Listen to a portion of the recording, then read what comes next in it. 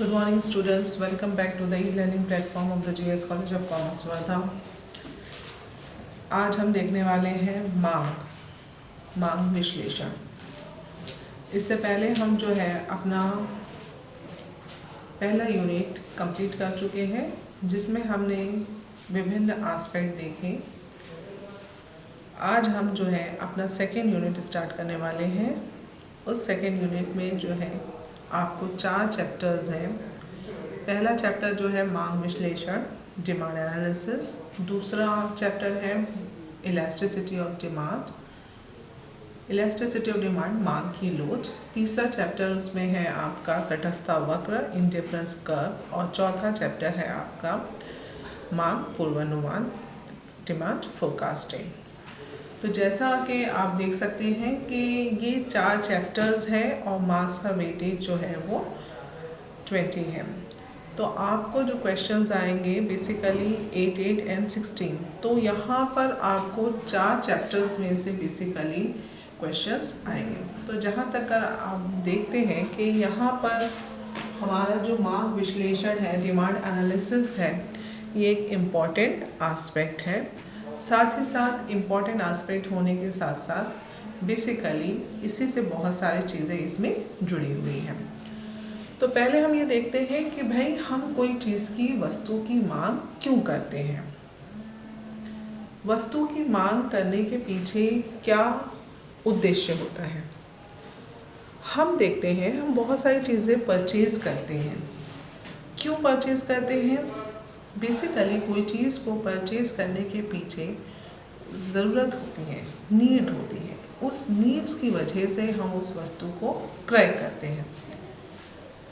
आवश्यकता है आपको, उस वस्तु की इच्छा है। और साथ ही साथ बेसिकली बहुत सारी जो चीज़ें हैं जो हमें उन वस्तुओं से मिलती हैं, बेसिकली वो चीज़ें हमें किसी न किसी प्रकार की यूटिलिटी देती हैं और उससे हमें किसी न किसी प्रकार का बेनिफिट मिलता है, जिस वजह से हम उस वस्तु की मांग करते हैं। अभी हम एक एग्जाम्पल देख लेते हैं कि मैं ये चौक यूज़ कर रही हूँ और चौक की मैं डिमांड करूँगी। तो चौक की डिमांड मैं क्यों कर रही हूँ? चौक की डिमांड करने के पीछे मेरा उद्देश्य क्या है? क्योंकि ये चौक जो है मुझे किसी प्रकार की यूटिलिटी दे रहा है, ये मेरी किसी इच्छा की पूर्ति कर रहा है। अब यहाँ पर क्या है, मुझे बोर्ड पर लिखना है, ये मेरी आवश्यकता है और उसके लिए मैं जो है चौक का प्रयोग कर रही हूँ। आप लोग पेन पेंसिल का यूज़ करते हैं, तो जब आप पेन और पेंसिल का यूज़ करते हैं तो किस लिए यूज़ कर रहे हैं? बेसिकली लिखने पर्पस। जब आप लिखने का पर्पस उस पेन या पेंसिल से फुलफिल कर रहे हैं, तभी आप उस चीज़ की क्या कर रहे हैं? डिमांड कर रहे हैं। तो बेसिकली किसी वस्तु की जो मांग होती है, जो डिमांड होती है, वो किस पर डिपेंड करती है? वो उस वस्तु से मिलने वाले फ़ायदे की बेस पर उसकी डिमांड होती है।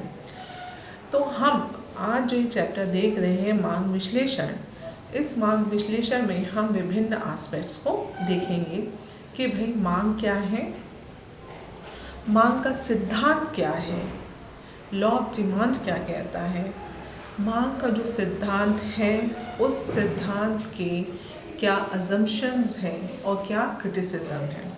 साथ ही साथ मांग के प्रकार, ये एस्पेक्ट्स जो है इस चैप्टर में हम देखने वाले हैं। मांग को निर्धारित करने वाले घटक कौन से हैं, ये सारे एस्पेक्ट्स हम इसमें देखेंगे। तो चलिए पहले देखते हैं कि मांग क्या है। मांग बेसिकली क्या है? एक इच्छा है। लेकिन इच्छा कब मांग बनती है, उसके लिए पेंसिल का कहना है कि एक प्रभावपूर्ण जो इच्छा है, उसको मांग बनने के लिए 3 बातों का होना ज़रूरी है। वो 3 बातें कौन सी हैं? वो है किसी वस्तु को प्राप्त करने की इच्छा। आप जो है उस वस्तु को क्यों प्राप्त कर रहे हैं, प्राप्त करने की आप में इच्छा है या नहीं, ठीक है। साथ ही साथ उसे क्रय करने के आपके पास साधन भी होना चाहिए। आपने इच्छा तो कर लिया, लेकिन आपके पास उसको क्रय करने के लिए, उसे परचेज करने के लिए साधन नहीं है, पैसा नहीं है। तो वो उस वस्तु की जो इच्छा है वो मांग में कन्वर्ट नहीं होगी। उसी प्रकार से इन साधनों को वस्तु खरीदने के लिए प्रयोग करने की तत्परता भी होना चाहिए। ठीक है, आपके पास इच्छा भी है, पैसे भी हैं, साधन भी हैं, लेकिन आप उसको खर्च करना नहीं चाहते, पैसे खर्च करना नहीं चाहते, आप उसमें खरीदने की तत्परता आप नहीं दिखा रहे हैं। तो उस समय ये जो इच्छा है वो मांग में कन्वर्ट नहीं होगी। मांग में उस इच्छा को कन्वर्ट होने के लिए ज़रूरी है कि एक प्रभावपूर्ण जो है इच्छा हो, साथ ही साथ उस इच्छा को पूर्ण करने के लिए आपके पास साधन हो, साधन के साथ साथ उसको आप जो है क्या कर सके, खरीदने के लिए आपने तत्परता भी दिखाना है, उन साधनों को खरीदने के लिए आपने तत्परता भी शो करनी है। जैसा कि आप बात करते हैं कि एक पर्सन है जिसे कार खरीदना है, कार खरीदने की उसमें इच्छा है, ठीक है, मुझे कार चाहिए, लेकिन कार चाहिए बोलने से वो कार की इच्छा जो है, खरीदने की जो इच्छा है वो मांग में कन्वर्ट होने वाली है क्या? वो मांग में कन्वर्ट नहीं होगी। मांग में कन्वर्ट होने के लिए ज़रूरी है कि आपके पास उतने पैसे भी हों। आपके पास 5 लाख रुपए हैं, ठीक है, 5 लाख रुपए है सपोज, जिस प्रकार की आप कार खरीदना चाह रहे हैं, लेकिन 5 लाख रुपए आपके पास है, लेकिन खरीदने के लिए आप जो है एक्साइटेड है या नहीं, ठीक है, इच्छा ज़रूर है, पैसे भी हैं, लेकिन स्पेंड करने की आप में इच्छा शक्ति है या नहीं, तब जाकर वो इच्छा मांग में कब कन्वर्ट होंगी? जब आपकी इच्छा है, पैसे भी है और ख़रीदने के लिए आप पैसे खर्च करने के लिए आप तैयार भी हैं, तब जाकर आपकी कार की इच्छा कार की मांग में क्या होंगी? कन्वर्ट हो जाएंगे। तो बेसिकली पेंसन का कहना यही है कि मांग जो है वो क्या है? एक प्रभावपूर्ण इच्छा है। वो प्रभावपूर्ण इच्छा के साथ साथ बेसिकली आपको क्रय करने के साधन भी होना चाहिए और साथ ही साथ इन साधनों को वस्तु खरीदने के लिए प्रयोग करने की तत्परता भी आप में होनी चाहिए। ये हो गया आपका पेंशन के हिसाब, पेंशन के अकॉर्डिंग मांग क्या है। अब यहाँ पर प्रोफेसर मिल का भी कुछ कहना है जो वो थोड़ा अलग तरीके से कह रहे हैं, जिसमें थोड़ा सा उन्होंने अलग बात कही है। मांग से अभिप्राय किसी वस्तु की उस मात्रा से है जो एक निश्चित मूल्य पर खरीदी जाती है। मांग क्या है? बेसिकली किसी वस्तु की वो मात्रा है जो एक स्टिपुलेटेड मूल्यों पर क्या कर रहे हैं? खरीद रहे हैं, ठीक है। जैसा कि आप देख सकते हैं कि ये मोबाइल फ़ोन है, ये मोबाइल फ़ोन मैं जो है 20,000 रुपये में खरीद रही हूँ, ठीक है। तो बेसिकली क्या है? मांग का अभिप्राय किसी वस्तु की उस मात्रा से है, ठीक है, उस क्वांटिटी से है जो एक निश्चित मूल्य पर खरीदी जाती है, ठीक है। स्टिपुलेटेड मूल्य पर जो आपका निश्चित मूल्य है कि 20,000 रुपये का ये एक मोबाइल फ़ोन आप खरीद रहे हो, ठीक है। इस अर्थ में मांग सदा मूल्यों से संबंधित है, ठीक है। तो बेसिकली मांग जो है उसका जो संबंध है वो किससे जुड़ा हुआ है? मूल्यों से, ठीक है। ये 20,000 रुपये का आप जो है मोबाइल फ़ोन खरीद रहे, एक मोबाइल फ़ोन खरीद रहे हैं, आपकी इच्छा मोबाइल फ़ोन की है, साथ ही साथ आपने क्या किया? 20,000 रुपये खर्च करे और उसकी एक क्वांटिटी आपने परचेज करी, ठीक है। तो यहाँ पर हम क्या कह रहे हैं कि मांग का अभिप्राय किसी वस्तु की उस मात्रा से है जो एक निश्चित मूल्यों पर खरीदी जाती है, और इसके साथ ही मांग जो है मूल्यों से क्या है? जुड़ी हुई है। तो बेसिकली जब हम बात करते हैं डिमांड की, तो डिमांड जो है बेसिकली प्राइस से बहुत हद तक जुड़ी होती है।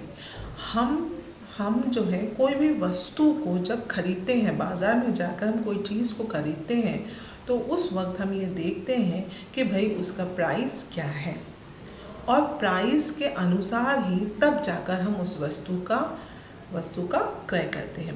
तो जो मूल्य है एक बहुत ही इम्पॉर्टेंट इंग्रेडिएंट है, बहुत ही इम्पॉर्टेंट फैक्टर है, और उसी फैक्टर की बेस पर हम जो है वस्तु की डिमांड करते हैं और वस्तु की मांग करते हैं। तो मुख्य रूप से मूल्य, प्राइस जो है किसी वस्तु की डिमांड में एक इम्पॉर्टेंट फैक्टर प्ले करता है, इम्पॉर्टेंट रोल प्ले करता है। अब हम बात करते हैं मांग फलन की। मांग फलन क्या है?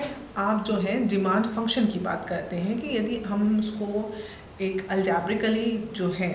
अल्जेब्रिकली हम उसको देखना चाहते हैं कि भाई मांग को किस तरीके से आप रिप्रेजेंट करेंगे, तो मांग फलन जो है वो आप कैसे आप देख सकते हैं। तो यहाँ पर इस इक्वेशन के माध्यम से हमने जो है मांग को रिप्रेजेंट किया है, ठीक है, मांग फलन को रिप्रेजेंट किया है। यहाँ पर हम कह रहे हैं dx is equals to px PRYTEPNYD।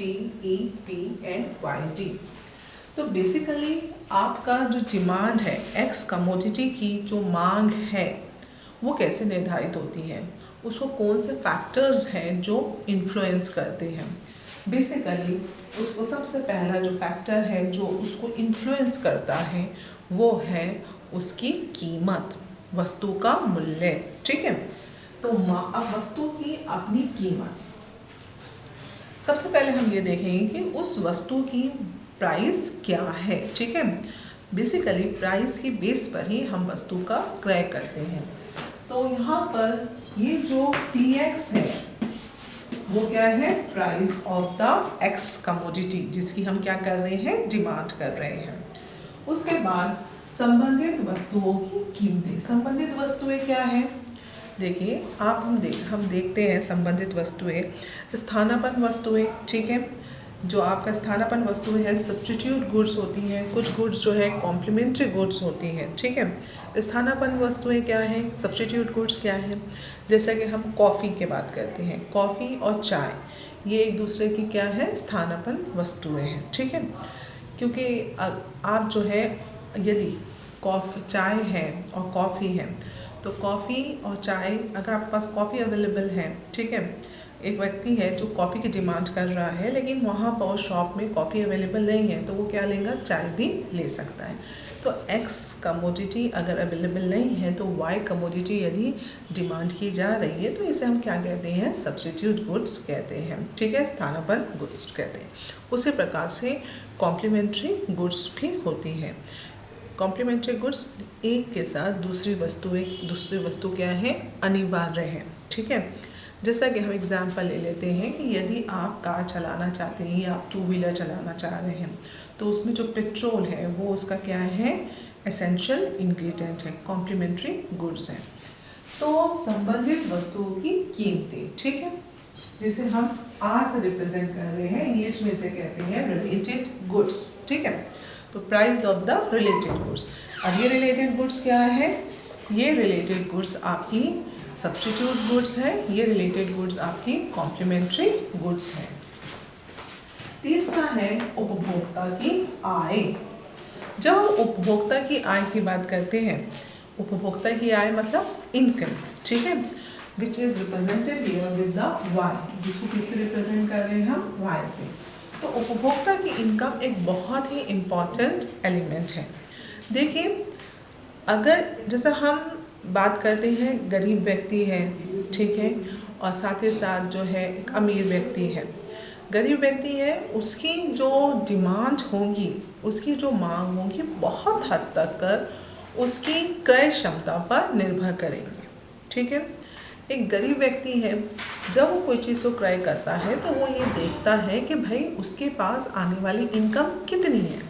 जैसे कि एक आप मज़दूर की बात ले लीजिए, ठीक है, जो डेली वेजेस अर्न करता है, रोज़ ही पर उसे मजदूरी मिलती है, ठीक है, रोज़ की बेस पर डेली वेजेस उसे मिलती है, ठीक है।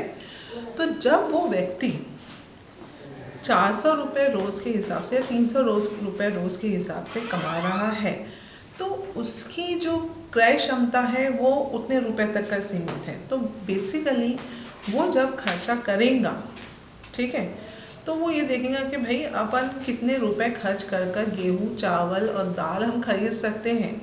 तो वो उसी क्वालिटी के अनुसार वो वस्तुओं की क्या करेगा? मांग। जब एक व्यक्ति है जिसकी आय बहुत ज़्यादा है, एक उच्च वर्ग में, उच्च इनकम वर्ग जिसे हम कहते हैं, उसको बिलोंग करता है, तो वो उस वक्त जो है उसकी जो मांग बेसिकली होंगी तो वो कैसी होंगी, उसकी ज़्यादातर जो उसकी मांग रहेगी वो लग्जूरियस गुड्स जो बोलते हैं, ठीक है, उसके लिए उसकी डिमांड ज़्यादा रहेगी। साथ ही साथ जब वो गेहूँ चावल की बात कर रहा है तो वो उसके प्राइस के लिए इतना ज़्यादा कंसर्न नहीं होगा, वो बासमती राइस भी खा सकता है, ठीक है, क्योंकि उस वक्त उसके लिए उसके मूल्य इतने इम्पॉर्टेंट नहीं हो रहे हैं क्योंकि उसकी आय जो है वो बहुत ही ज़्यादा है।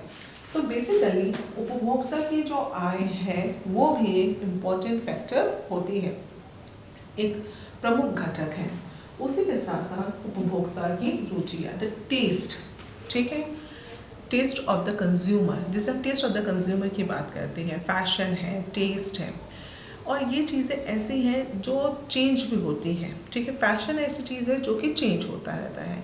तो फैशन में चेंज होने का जो इफ़ेक्ट है वो डिमांड पर भी देखने को मिलता है। कुछ समय आप देखते थे, पहले आप जो देखते हैं कि अमिताभ बच्चन की मूवी आप ले लीजिए, ठीक है, उसमें उसका जो बेसिकली 80s का दशक था, उस वक्त जो कॉस्ट्यूम होता था, उसके जो कपड़े होते थे बेसिकली वो अलग थे। आज हम वैसे कपड़ों की डिमांड जो है, पैंट या शर्ट की डिमांड हम वैसी नहीं करते। तो जो फैशन है वो फैशन में क्या आ गया है, चेंज आ गया है, और उस फैशन में जो चेंज आया है उसके वजह से उन वस्तुओं के दाम कम होने पर भी हम उसको वैसे कपड़ों को डिमांड नहीं करते। तो बेसिकली बात यही है कि जो उपभोक्ता की रुचियाँ होती हैं, जो टेस्ट होता है, प्रेफरेंसेस होती है, साथ ही साथ जो फैशन है वो भी एक इम्पॉर्टेंट एलिमेंट है। उसी प्रकार से कीमत परिवर्तन की संभावनाएं, expectations of the change in the prices, जिसे हम रिप्रेजेंट कर रहे हैं ई से, ठीक है, E is denoting here the expectation. तो जो वस्तुओं की मूल्य है उसमें यदि किसी प्रकार के चेंजेस की आप एक्सपेक्टेशंस करते हैं तो उसके अकॉर्डिंग भी डिमांड होती है, उसके अकॉर्डिंग भी मांग होती है। जैसे कि आप एग्जांपल ले लीजिए, there is a changes which are taking place in the prices of the gold. जो आपका सोना है, गोल्ड है, उसके मूल्यों में अभी कुछ दिनों से काफ़ी हद तक चेंजेस दिख रहे हैं, but that changes are the minor, ठीक है। लेकिन अगर अभी आप देख सकते हैं कि सोना 50,000 या 52,000 रुपये पर है, लेकिन अगर मेरे को ये एक्सपेक्टेशन है या मुझे कहीं से बाज़ार से ये रूमर सुनने को मिल रहा है कि ये जो गोल्ड के प्राइस है वो जो है 5,000 से कम होने वाले हैं, 10,000 से कम होने वाले हैं, 50,000 से सोना सीधा 40,000 पर आ जाएगा, ठीक है, 10,000 का जो वेरिएशन उस गोल्ड के प्राइस में होने वाला है। तो बेसिकली उस वक्त आप क्या करोगे, आप जो है अभी आप उस वस्तु की जो डिमांड कर रहे हैं तो उसको आप होल्ड पर रखेंगे, और आप उसको क्या करेंगे कि भाई 10,000 का जब वेरिएशन आ रहा है या 5,000 का जब वेरिएशन आ रहा है तब हम उस वस्तु की मांग करेंगे। तो जो एक्सपेक्टेशंस होती हैं, कीमत में परिवर्तन की जो संभावनाएं हैं वो भी उसमें एक इम्पॉर्टेंट एलिमेंट है। ये हो गया आपका मांग को प्रभावित करने वाले घटक। उसी प्रकार से जो बाजार मांग होती है, ठीक है, उसमें भी कुछ, उसमें 2 एलिमेंट्स और है जो बेसिकली मांग को इन्फ्लुएंस करते हैं। उसमें है जनसंख्या का आकार तथा रचना, ठीक है, पॉपुलेशन साइज, जो पॉपुलेशन है उसका साइज क्या है और कंपोजिशन क्या है। आप जो जिस पर्टिकुलर एरिया को बात करते हैं तो वहाँ पर पॉपुलेशन कैसी है, मेल फीमेल का रेशो क्या है, साथ ही साथ मेल फीमेल के रेशो के साथ साथ जो एज है, एज का कंपोजिशन क्या है, ठीक है, उसमें कम एज के ग्रुप कितना है, ओल्ड एज ग्रुप कितना है, ठीक है। ये सारी चीज़ें जो है जनसंख्या के आकार तथा रचना का पार्ट है जिसे हम पी से रिप्रेजेंट कर रहे हैं। उसी प्रकार से आय का वितरण, जो इनकम का डिस्ट्रीब्यूशन है, ठीक है, वो उसमें है, ठीक है, y which is represented with the y c distribution. तो इसको जब हम ये सारे घटक को जब हम इक्वेशन के फॉर्म में देखते हैं तो उसे हम क्या कहते हैं, मांग फलन कहते हैं, या जिसे हम डिमांड फंक्शन कहते हैं। तो demand function is represented, demand function को रिप्रेजेंट किया जाता है with the help of this equation, where by इस इक्वेशन के माध्यम से, जिसमें dx जो है वो किसके बराबर है, px, जो कि क्या है, price of the x commodity, ठीक है, pr, price of the related goods, similarly y, that is the income of the consumer, taste of the consumer, expectation of the consumer, similarly the population size and composition, at the same time the distribution of the income. तो basically these are the aspects, ये वो aspects हैं जो आपके मांग फलन को represent कर रहे हैं। साथ ही साथ ये आपके मांग को प्रभावित करने वाले घटक भी हैं, the factors which influences the demand. इसके बाद के वीडियो लेक्चर में हम जो है मांग का जो सिद्धांत है वो आस्पेक्ट देखेंगे। चलिए आज के लिए इतना ही, धन्यवाद।